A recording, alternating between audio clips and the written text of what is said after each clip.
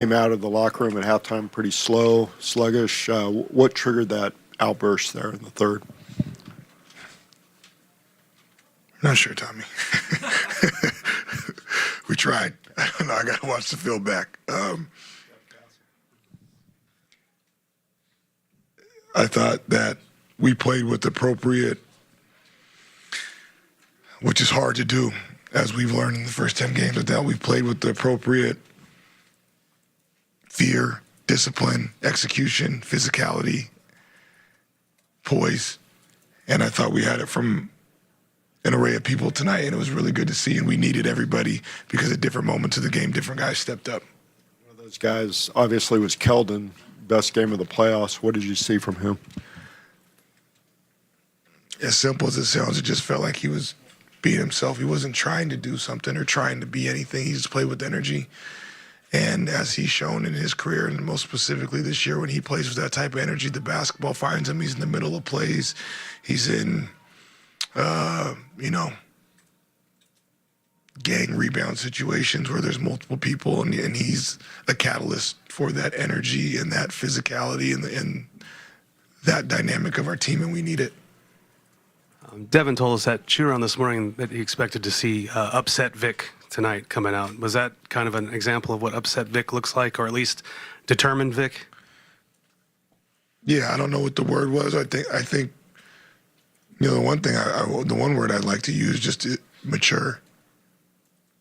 I think there was a lot that's happened in the last 48 hours in the last game, and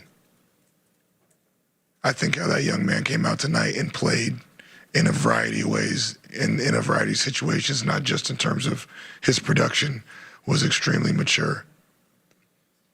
And then defensively, start to finish, what did you think about the performance? Another sub-100-point game in the playoffs for you guys. I thought we did a good job of having resistance early in the clock. They've shown as the series gone on, they've tried to play faster at times, and they're tough when they get downhill.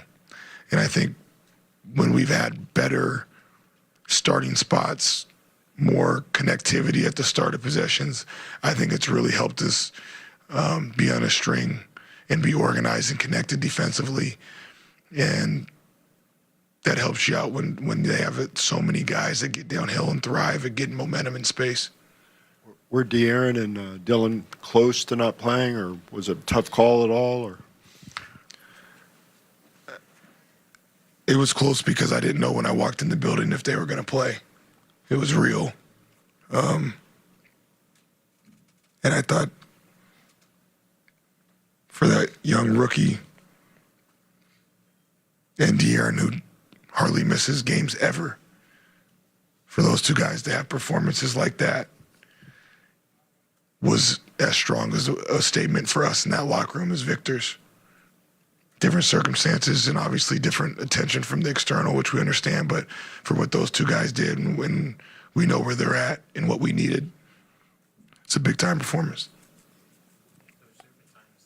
This series from both sides where leads are built and leads evaporate and it turns into a dogfight. I think y'all entered the fourth quarter up 18 and it never dropped below 11, went up as many as 29. What did you make of their response and not letting that lead slip away or any part of the game get away from them? Yeah, we had a few times where, and some of their runs also felt like we might have just missed a shot or two and it snowballed a little bit and we just didn't stay with it quite enough. And then whether they made a couple shots because they're a hell of a team and they're going to make shots, or we allowed it to seep in just even a little bit. That's how fast leads can evaporate. I thought we had a couple times tonight where we kind of drew the line and said enough was enough, whatever that meant. Sometimes that's making a shot. Sometimes that's setting the right screen. Sometimes that's blocking your guy out so your teammate can get a rebound. But there's a lot of little things that go into stopping runs and starting runs. And I think the more that we continue to commit to all of that, it'll really help us out. Coach, during the playoffs, the emotions seem to be a lot more prominent, especially within the last 48 hours. So how do you coach emotional discipline without taking away the edge of what makes a player special. You're referring to Victor, or in general? Or Victor as well. I think that our team has been in, even in these playoffs, a lot of different situations, and we played without Victor, and Victor's come back, while missing a game or part of a game. And I think our group is very secure with where we're at and who they are. And I think when you have that with the level of fearlessness, you may be lacking in some things like experience or in reference points in terms of what you're walking through, but we're very comfortable with who we are and where we're at, and we're going to continue to just try to lean into our habits and our, execution that we go over every day and things about being connected and together. Coach, thanks. We have Chris Ray and the players. Coach stays fighting for his life at these press conferences. Voice is gone, but he does a great job there. Lozenge. A few. I feel you, Coach. I've been there. Something jumped out at you during Coach Mitch's press conference there.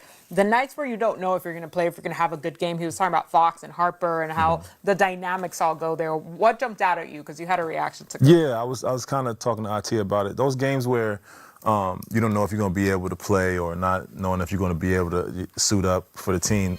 Sometimes those are your best games. I mean, everything else is out of your mind. You're just focusing on playing through injuries. And a lot of times, at least for me, and IT said, attest to it, like, for me, sometimes I have my best games just focusing on ball and not anything else because I'm playing through injuries. Now, that game after that usually isn't that good because, he probably made it worse. But hopefully in this situation it isn't. These, hopefully it's a knick-knack injury or whatever like that. They get a little bit of time to rest. But, yeah, like you're playing through injuries, man, sometimes brings the best out. Is that like a flow state situation? It gotta be. I feel like you gotta be a little more locked in. Like Rudy said, your mind is free because you don't know what's gonna happen. But then going into the game, you just like you blank out and just go out there and play. But like he said, yeah. But like he said, the second game is like, oh yeah, he's still injured. You might as well come over to the bench. MJ, like, if you play have a bad game, it's like, oh, my leg was hurt. Yeah, he was hurt. Right. But if you have a good game, Like, and my leg was hurt, you know what I mean? Worth it. That's all we know. All right, Minnesota got off to a hot second half. Back from 12 down to tie the game in the third quarter, only for Stephon Castle and Keldon Johnson, your boys, to combine for 16 to take the lead back and push San Antonio to an 18-point lead heading into the fourth. Craziness. How impressed are you guys with the depth that the Spurs have really shown, Rudy?